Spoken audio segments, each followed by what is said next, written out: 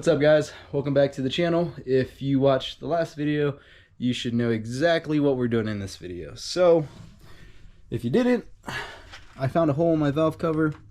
Something must have dropped on it or whatever, but I'm gonna replace it. I just did this job like 6 months ago and I didn't document it too well. I just kind of covered it in like a overall maintenance thing, but I'm gonna film today taking it apart, taking the turbo off, the downpipe, all the wiring, injectors, and then removing this valve cover. But unfortunately, the valve cover I ordered, I just ordered it yesterday, so not unfortunately, but it'll be here like Monday. So then by the time Monday comes around, I'll just be able to slap it on and it should be good to go, because the next 2 weeks is pretty busy. I'll be out of town for a couple of days, and then right when I get back, that'll be the next drift event. So I want to make sure the car is good to go before I leave. First things first, let's find a place for this GoPro and then get to work. How's that camera angle look? Yeah, looks good. Alright, I just put out a light from the shed. About to set the timer because I don't have all the time in the world, and get started. Alright, what's up, guys? So I didn't really film this as like a DIY just because there's a million other DIYs on YouTube that are really good, but I'll just kind of talk through it what we're doing so it's not just like a time lapse. So first things first, I'm removing like the O2 sensors, the harness.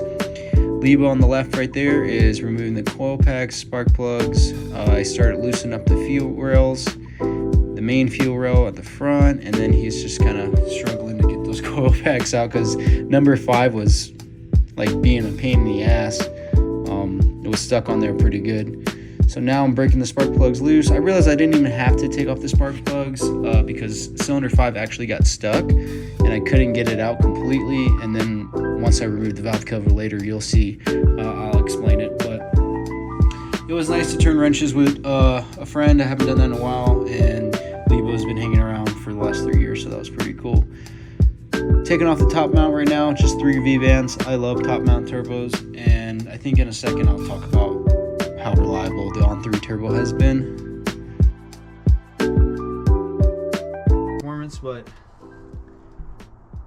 $350 turbo, if that.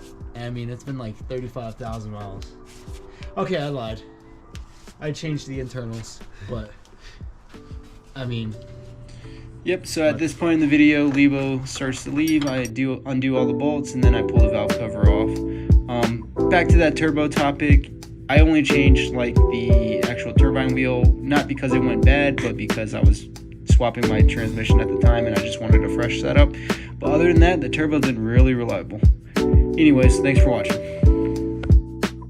Alright, so I got pretty low battery on the GoPro left, but I just wanted to close out the video here.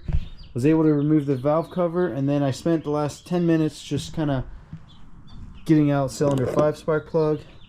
It's not stripped. I don't know why it was giving me such a hard time, but after I pulled it out, I found like a little small plastic piece, looked like a clip or something, and I think it was just blocking me from getting the socket all the way seated.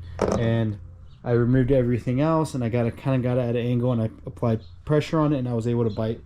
But here's what it looks like all laid out: spark plugs, coils, injectors, fuel rail, turbo, the old valve cover, which looks really good because I just replaced it, and I probably have 5 track days on it, not even a lot of miles. So it's unfortunate that this happened, but I'm excited to see how the aluminum valve cover is going to look. So stay tuned. Probably the next video that will be uploaded will be that.